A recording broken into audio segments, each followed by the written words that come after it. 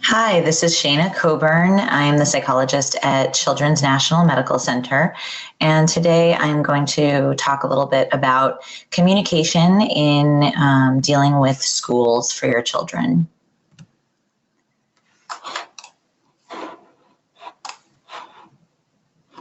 So first off, I would encourage you to take a moment to just think about your feelings about school. And this is for parents and kids if they're listening as well. Take a moment to just think about how you're feeling about your child going back to school, if it's the beginning of the school year, or kind of approaching the school with maybe a recent diagnosis of celiac disease or gluten sensitivity. Take a moment and think about the things that you worry about the most. What kinds of feelings are there? A lot of people feel nervous about dealing with some of the challenges that can come up with having a gluten-free diet. It can be embarrassing. It might even make parents kind of angry if they feel as though the schools maybe aren't taking it seriously, or frustrated for similar reasons. It can also be important to pay attention to if you're feeling sad or guilty about the situation with your child's needs for a gluten-free diet. That's very common, and that will affect the way that you interact with the school. So it's important to just check in and pay attention to how you're feeling and also how your child's feeling about this. So talking about some effective communication strategies, the number one thing to pay attention to is keeping your emotions in check. Now, is it a problem to be feeling different emotions like anger, guilt, resentment, frustration, sadness? Absolutely not. That is okay. It's not a problem at all. It's completely normal, in fact. However, when we're trying to communicate, to advocate for ourselves or for our children, it's very important to pay attention to our emotions and keep them in check so that it doesn't bleed into our communication style too much. Think about what your goals are for the communication you're planning to have. What kinds of questions are in your mind that you need to get answered? So try to keep your communication style a little bit more logical than it might be natural to do because of the emotions you're having. That can be challenging. So it's something to strive for. It might not be perfect. And that's okay. And so we'll kind of adjust and pay attention as we go. And when you're trying to communicate your child's needs to a teacher or to a coach or whoever you're trying to advocate with, it's important to provide the necessary information, but try not to overshare too. So we might not need to go into depth about all of the details involving your child's diagnosis process or some of their reactions. That said, we want to make sure that teachers or nurses or parents of other friends know what to pay attention to, right? So if there are warning signs of a reaction, that would be an important tidbit of information to share. But if you go into depth about the toileting experiences that our children are having, that might be a little more information than we need to. So we want to curate that information a bit, but we want to make sure we still provide that information. I'll talk a little more about that. So even if people say they understand, it doesn't hurt to just reiterate what you want them to know, just to make sure they've heard it from you. Now, most importantly, keeping in mind that you attract more bees with honey. And I'll talk about this a little bit more too, but it's really crucial in order to be effective with communication, to always be respectful and grateful of the people we're trying to communicate with. So to acknowledge that this is maybe demanding or requires extra effort on their part, and to try to approach them being thankful for their help in advance and being respectful of their situation and all of the work they're trying to do. That goes a long way in comparison to negativity. So importantly, effective communication is necessary to build advocacy for what our child needs. In the schools, if it's the beginning of the school year, it's very important to contact the school in advance if you have the ability to, if you're able to, or at least as early as you can before they need to start acting and helping you. If they maybe received some help in the past and it's now a summer break, don't assume that they will remember all of the things that maybe your child needed or details about your child from last year. So there's a lot of kids that often require different accommodations. And so you want to reiterate every single year the things that they need. Also, the school nurse will likely need documentation of their condition or any other condition and any needs that they have. So make sure that any paperwork that they need or that you have gets shared with them. And it can be really helpful also to make sure that your child knows the nurse and any other staff who might be helping them with their medical care or their dietary accommodations. Setting up a meeting with administrators at the school is very important, just so that you understand what they're able to provide and what their policies are, and maybe what you are hoping that they're able to do, and trying to find out what is realistic and what might be more challenging, so you can problem solve through any difficulties that might arise, or maybe situations that might be tough to do according to their policies. In particular, you just want to make sure, again, that any paperwork that they need on their end is covered.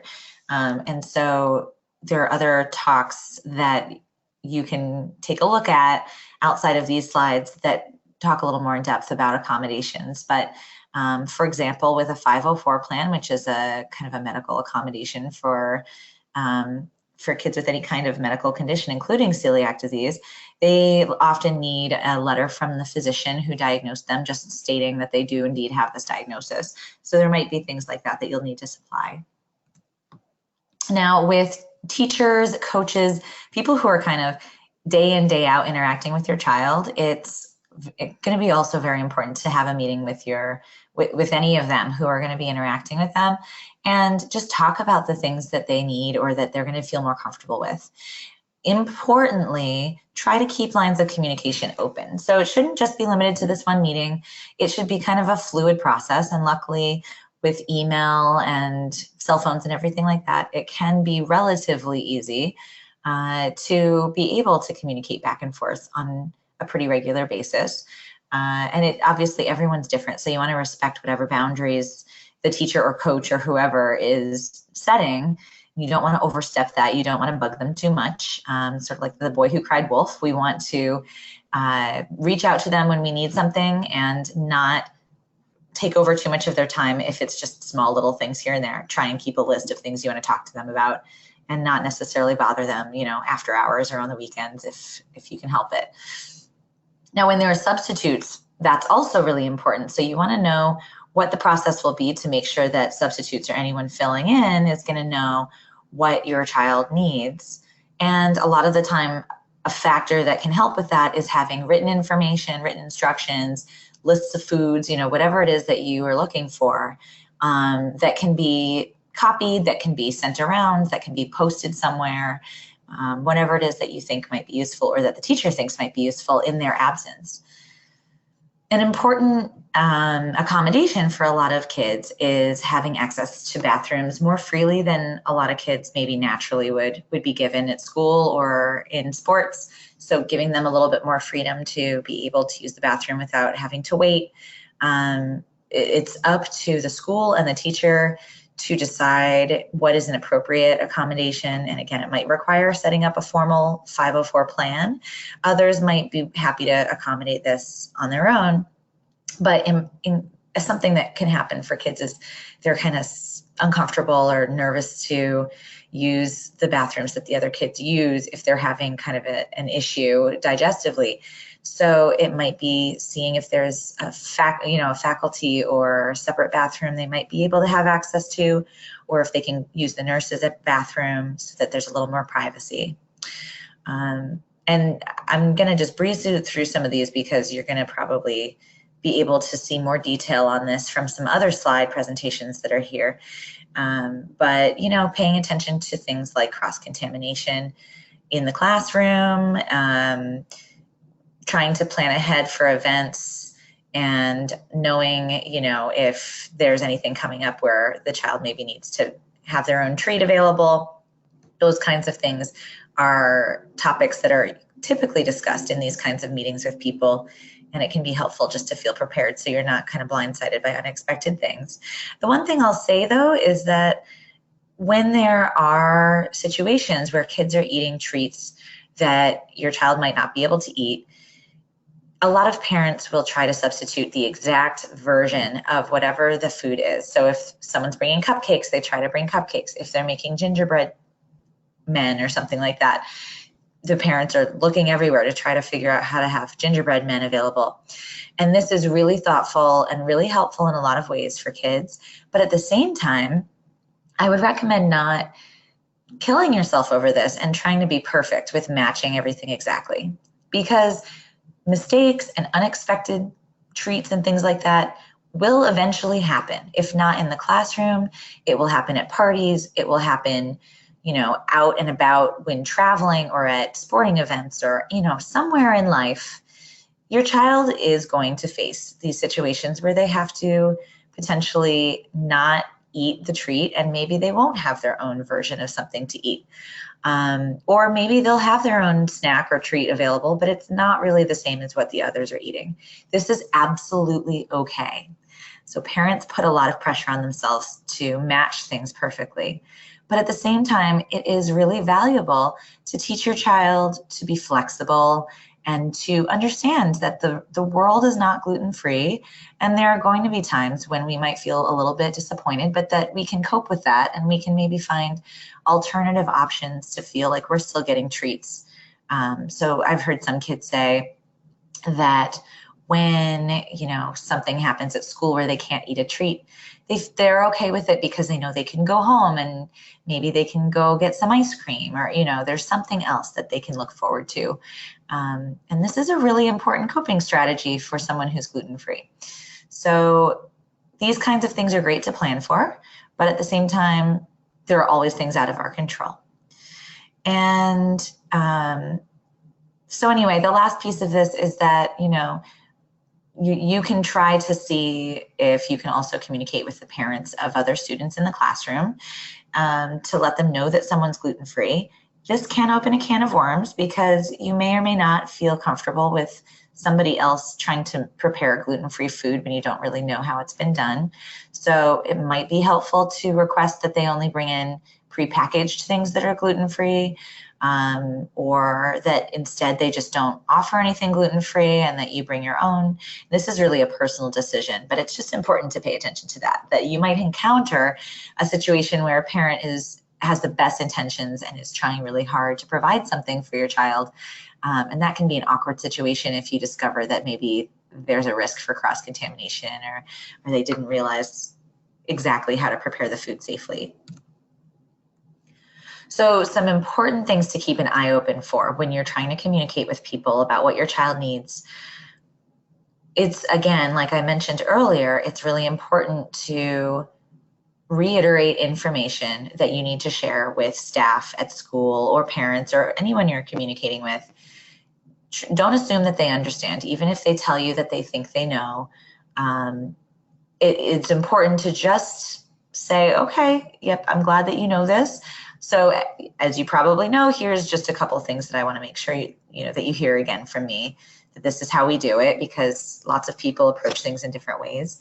So you want to provide that education if you can, in a respectful and grateful kind of way. Also, it's important to try not to treat mistakes or exposures as a failure. So this is not the end of the world. Obviously, it's not ideal and it can be miserable and scary, but it is an opportunity also to problem solve, to come up with a plan for next time that might help prevent that mistake or exposure from happening next time. So maybe it means keeping some treats stored at the teacher's desk or in the cafeteria, like in a separate little freezer section for your child.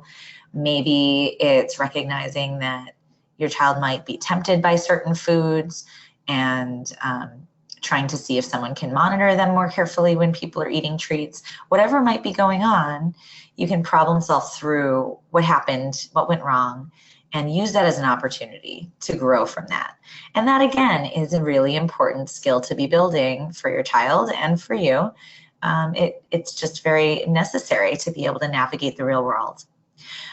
Also, try to avoid becoming too angry or emotional. And again, doesn't mean that you can't feel angry or emotional. 100%, that is understandable. But in your communication style, try very hard to regulate that so it doesn't come out too far.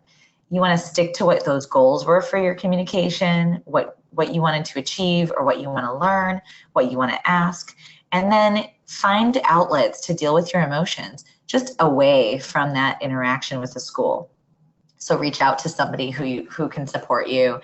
Vent to whoever you need to, scream into a pillow, whatever you need to do, even just yelling in your car before you go in so that you're not yelling at a person is very important to do.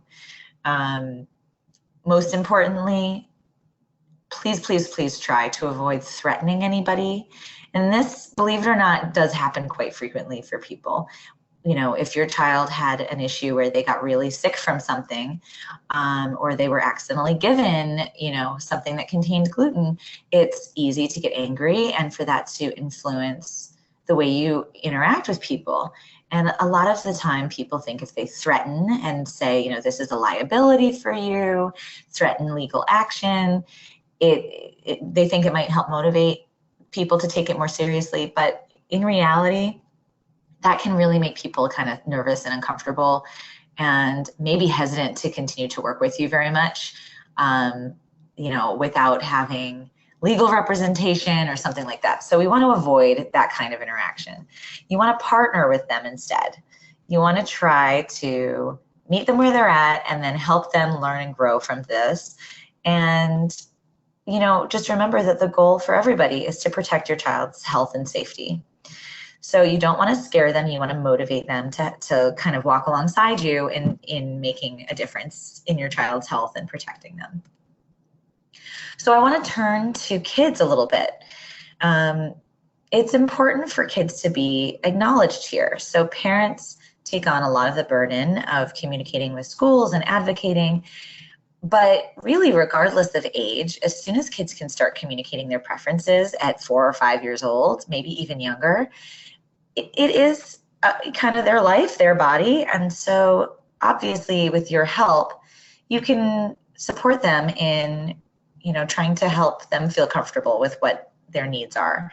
So the first thing for them to ask themselves or for you to ask them is, how much do you want to share with other people? This is in regards to talking about what your child needs to follow a gluten-free diet. So do they want to tell people they have celiac disease? Do they want to tell people they need gluten-free? The really tough thing is we have to balance what your child wants to share with what really needs to be shared in order to stay safe and protect their health. So there are certain non-negotiables where people like teachers and coaches and parents of other kids, they need to know that your child has a situation where they must eat gluten-free. There's no way around that. But the way we share it, how much we share, and maybe how much is shared with other kids and people who don't need to know about it, those are all a little bit more flexible. So you want to try and talk to your kids about what it is that they're interested in. Do they feel like they want people to know that they have all of these needs? Would they prefer it's kept private unless necessary? We want to balance that out. So maybe we want to let our teachers and principals and nurses know that our child needs gluten-free food, but maybe we don't need to share that with parents of other kids in the classroom. Now, if your child's going to go to a friend's house, then it probably is necessary to be sharing that with the parent of that child, and to make sure they understand that. But they don't necessarily have to know all the nitty-gritty details. They just need to understand that they're on a special diet, and that there are certain things that need to be approved by you, or you provide the food, or whatever it is, whatever arrangement you want to make. But involve your child in that if you can. It really can make a difference in them feeling in control over their own situation. And again, we can kind of modulate how much information we share with different people in your child's life. So it doesn't have to be sharing our child's life story with the server at the restaurant. At the restaurant, what we need to know is, tell me about your food. This is what we need. It's very serious. This is not just a preference. So for kids learning to communicate about what they need, a lot of the time it can be helpful to think through 1 or 2 ways to communicate that to people. So some kids really like to be able to say, I have celiac and I need to eat gluten-free.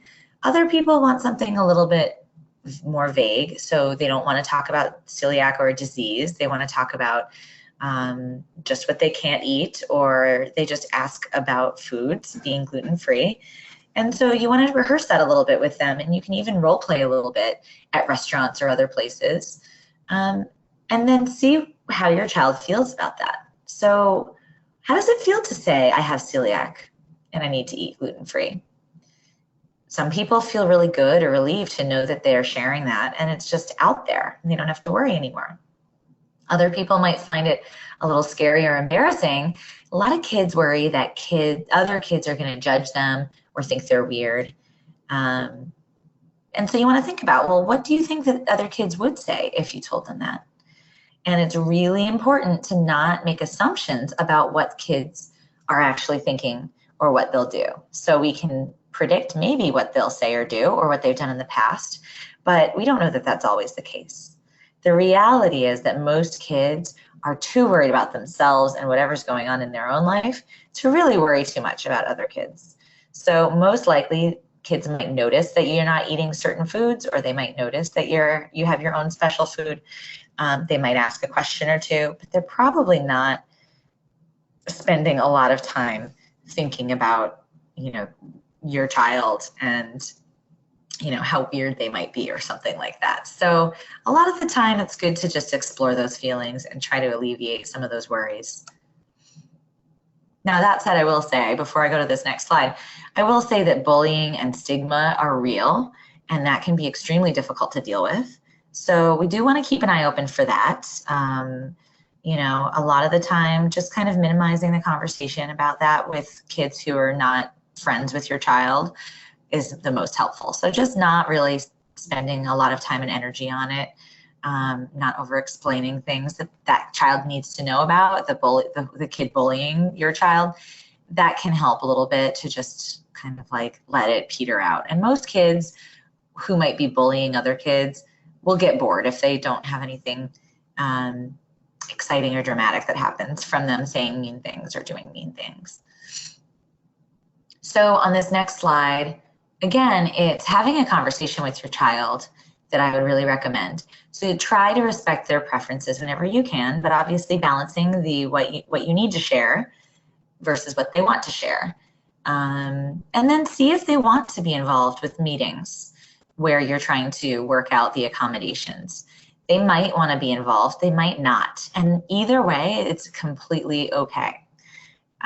If you'd prefer them not to be there, think about why you don't want them to be there. Maybe you could have them step out for part of it if they do want to be there themselves. And you want to respect the fact that some kids just are not ready to be part of that conversation. And as they get older and move towards being teenagers and getting older into the 16, 17, 18 ages, that's when it's going to be increasingly important that they start being present for these conversations. They need to be practicing their skills to advocate for themselves in order to really be able to do this when they're on their own. So once you've had a conversation with your child about what they want to talk about, then you can come up with kind of a plan with them about how you want to have that information shared. So maybe it's contacting people in advance. Maybe it's just bringing special food and making it clear that your child is only to eat the food that they're sent. And again, it's working with your child to think about what it is that they would like, respecting their wishes. So these are just a couple other really great resources where I pulled some of the tips that I just talked about. So, a lot of these things are related between celiac disease and food allergies because, there's dietary restrictions that we need to take seriously for medical purposes. So either of these links are very helpful, and if you don't want to type in all the details, you should be able to find them pretty easily if you just go to the main websites, so celiac.com or kidswithfoodallergies.org, and kind of poke around for school planning. So I just want to thank you again, and if you have any questions or concerns that you need some help with, our team is always here.